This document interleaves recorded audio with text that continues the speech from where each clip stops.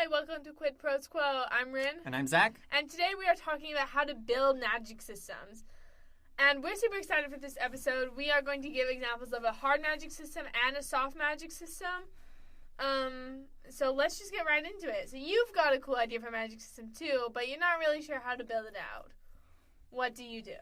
Well, the first thing to do is figure out where it falls on the spectrum of hard to soft. Remember that some systems will work better for certain kinds of stories. So if you're trying to tell a story that's more about emotional themes or psychological themes, maybe you want to trend towards the soft side. If you're writing a detective mystery with magic in it, then maybe you want a harder system.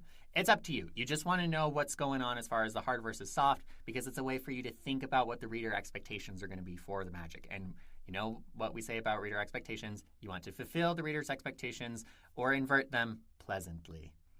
Nice. We're going to run through some questions that are important to consider when building a magic system, but I said they're important. They're not all equally important. Right. You can leave unanswered questions, especially if you're building a soft magic system. So the first thing you want to do is pretty basic. What do you want to call it? Yeah, and the reason why this is something that you ought to consider is that what you call magic creates connotations in the mind of the reader. So if you think about the dark arts as a title for magic inside of Harry Potter, that has a malevolent connotation to it, but also when you add arts onto it, it makes it seem kind of macabre. Kind of the idea that I think of is like Tim Burton and The Nightmare Before Christmas is kind of the vibe that I'm getting. You compare that with the little science, which is what magic is called inside of Shadow and Bone with Grisha's abilities. Little science, right? When you treat it as science, you're thinking about, or when you call it something related to science, you're thinking about it differently.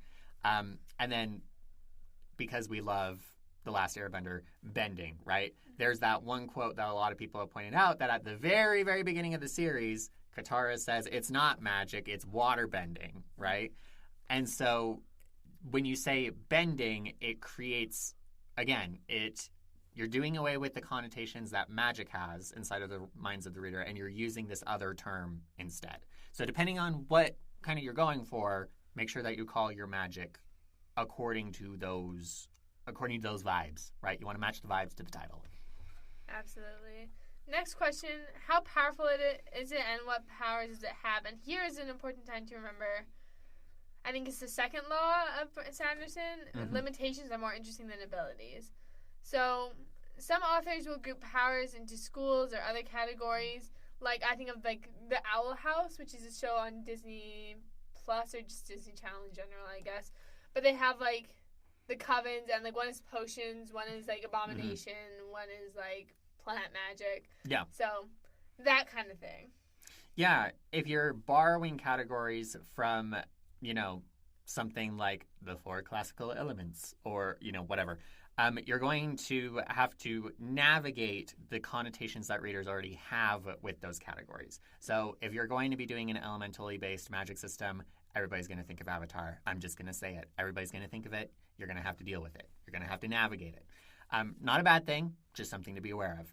So one method of deploying Sanderson's third law, which is, again, depth over breadth, is to iterate on each power you add to the system, which is, again, maybe instead of, the Owl House making, another coven, they're oh, this actually fits better under, plant magic, even if it's not directly plant.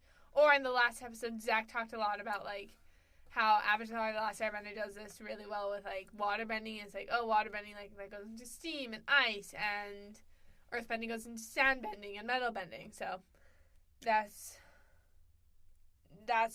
another example of using the third law. Yeah, and when you're going through and thinking about those iterations, you can think about where is this going to show up in society, right? If there are people who can do this, where is it going to show up in society? Mm-hmm. Next question, who can use it?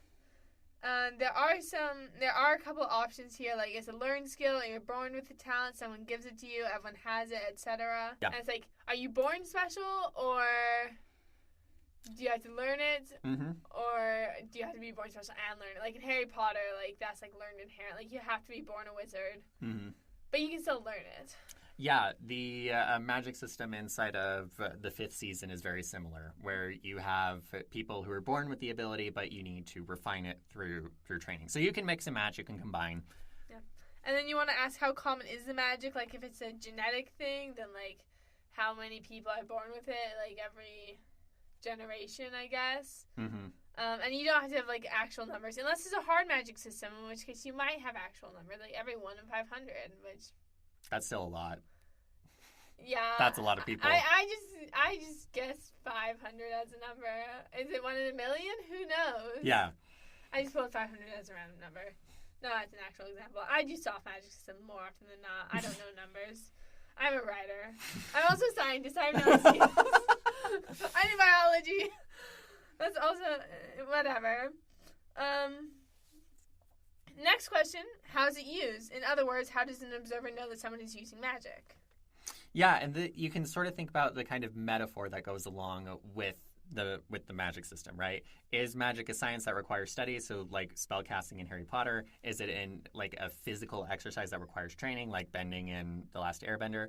Or is it like a spiritual discipline that requires inner refinement? Or is it more of a negotiation? Like in the Bartimaeus trilogy by Jonathan Stroud, all the magic is done through summoning jinn and other magical creatures. Oh and my you gotta... gosh, I've read that book. I think about it sometimes, but I can not remember what it's called. That's it. Yep, it's the Bartimaeus trilogy. Thank you. Yeah, you're welcome. In that case, magic is a kind of, it's a negotiation, even though it's like compelled negotiation, Yeah. Yeah. Absolutely. Or in like D&D where like warlocks have like Yes. a patron. Yes. Which might be a more broadly applicable example because there's so many books out there, and the chance that we both have the Bartimaeus trilogy, low. Chance that we both remember reading the Bartimaeus trilogy, lower. Where are we? And then, how does the magic work? And this is kind of like what's under the hood. Yeah, yeah. Like in Brandon Sanderson's Stormlight Archives, it's Stormlight that powers it, and they capture it in like crystals. I want to say they're called bromes. Don't look at me. I've never read them. I don't know. I'm not enough of a Sanderson fan to actually remember stuff about his world. And before you come at me, I'm waiting for them all to be out. Okay, that's valid. I just know I'm going to forget. I read so many books in between, like books of a series, even if they're all out, that I just can't do it. I just can't do it. I just read them as they come to me, as the fantasy strikes me. A lot of like systems, whether they call it mana or not, they use mana, which is like some inherent force. In one of my novels, in my Studio Ghibli Gender Fluid Cinderella, I'm using mana, but I'm calling it stamina, which I think is so clever. And spelled stamina, but with an A instead of an I, and or like does it? So that's like some like more ethereal sources, I guess. Mm-hmm. Or is it science in this world, like alchemy, or is it God-derived power, which is like in D&D or the Dauntless system that I will be elaborating on for my example of a hard magic system. Mm-hmm. And that kind of goes along with thinking about what the cost of the magic is, which we also mentioned in the last episode. So, if there's some kind of fuel that goes into the magic, then that's the cost. Yes, absolutely. Speaking of the second law, this is also a good time to talk about what are the limitations of the magic and what are the weaknesses of the magic. When I think about weaknesses, I think Sanderson writes this inside of his essay, it's like kryptonite. Like, it's what undoes the magic or what prevents magic from being used. Another example is like iron in Maleficent. Oh, yes. Where iron is harmful to fairies. Yeah. So that's a very classical example, iron being harmful to fairies. Yep. One of our last two questions, I suppose, is how is it used in society versus how is it viewed in society? Mm-hmm. In like Legend of Korra, bending is much more like mainstream, I would say, and is generally portrayed and viewed in a different way than it is in Avatar. Like, sure, in Avatar they use magic to like build houses, but in Legend of Korra they're like lightning bending to provide energy to the... Yeah, it's like a job. Exactly. Mm-hmm. Or it's like pro bending, where Mm-hmm. it's a source of entertainment. Yeah. So, but that's also a job. They still get paid for like their bending matches. Right. And so an example of a system where magic is used in society versus, being viewed as evil or whatever. In one of the timelines in the 5th season by N.K. Jemisin, you have these people who can control basically tectonic activity, and they're used inside society to keep the world from tearing itself apart. But everybody is very mistrustful of them, and so they really don't like these people who are really ingrained into this society functioning. So they're viewed negatively, but they're really critical to the functioning of the society. Yeah, and when you have it viewed in an opposite way from where it's viewed in the society like that, it creates conflict, which again is really important in story. Mm-hmm. We're going to go through our examples of magic systems pretty quickly. My dauntless magic system, my tentative name for the magic is just divine intervention because it is a god-derived power. And for what powers it has, the god's powers are tempered and delegated to a priest. So you're not as powerful as a god, but you have like a watered-down version of their powers. Mm-hmm. So a priest of the god of life and healing, Cornice, has healing spells, and that's like the main character, Jor, in the book. Mm-hmm. Who can use it? People who have sworn their fealty and service to a god, so essentially priests. How is it used? Usually you have to have not usually. There are no exceptions to this thus far. You have to have a holy symbol and you have to use spoken words. In Dauntless, I've been using French as a magic language. I'll probably alter it a little bit, like how J.K. Rowling altered Latin to be her language. Mm-hmm. But I gotta get back into French studies before I do that. It's so hard to like mess with the real language without accidentally making it just another word in that language that you know. It's rough. How does it work? It's derived from a god's power. So you see, I could have probably skipped this question because I answered it in the first question. What is the cost of magic? Every person has a certain amount of stamina used for casting spells of like different powers. So it's similar to like the D&D spell concept, but my system is softer than D&D. Like, I'm not saying, casting a light charm on the swords is a 3rd level spell, and she can only cast 2 of those. I'm like...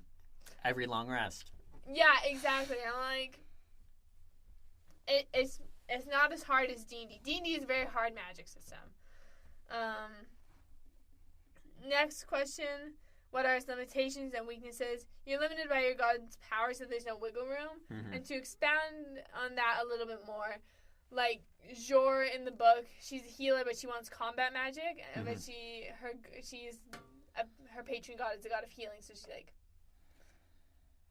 she's like, can I please have combat magic? And the other side of Cornice is the god of death and like combat, but they're like, no.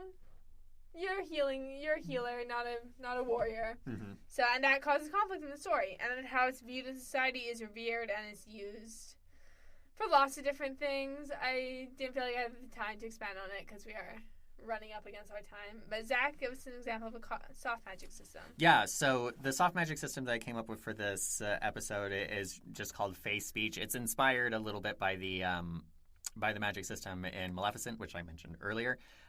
What powers does it have? It forces the world to conform to the spoken word. You notice how that's very vague, right? Who can use it? Sentient Fey creatures, so they have to be able to speak. How is it used? It is a physical ability that any sentient Fey creature can engage. So imagine like being able to sneeze on command. It's like that. How common is it? It's extremely rare because in this setting, Fey creatures are not ubiquitous. They're not wandering around. They have their own separate plane of existence, and they only venture into the human world very, very slightly. So it's extremely rare. Limitations: what has been spoken can't be unspoken. So once you cast your spell, that's it. That's what you got. Weaknesses: any limitation in speech hinders the Fey ability to use their speech. In addition, if these creatures are a long distance away from their plane of existence, which I called the Feywild in the show notes, it impacts their ability to use the speech. However, if you've been cursed or if you have had a spell cast on you by a Fey, where you go doesn't matter. It still impacts things.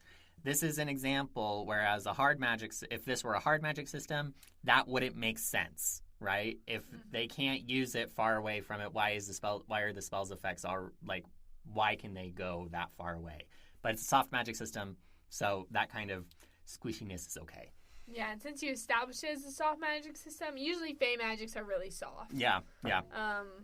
They have vague rules, but since you established it as soft, when you were explaining it, I didn't even think, this wouldn't make sense in a hard magic system because we already set up the expectations. Yep. And I did that by talking about how it's Fey speech, right? And you filled in the connotation of Fey speech equals soft magic. Look at you go. How is it viewed in society? Humans are terrified of it because it doesn't go in their favor. So they consider it heroic to cut out the tongue of a Fey creature so that it can never speak again. Wow, that's a fun limitation. That's more of a cost than a limitation, I would suppose. But anyways, super fun. Love that. Dark. So we went over a long list of questions today. We can put those in the show notes if you want a SparkNotes version of this. But thank you so much for listening to Quid Pros Quo. We'll see you next time. Quid Pros Quo is hosted by DC Winters and CK Jensen. If you like this episode, be sure to leave us a rating. And if you'd like to contact us, you can email us at quidprosquo@gmail.com. For more episodes, check us out on Spotify, Apple Podcasts, or wherever else you get your podcasts.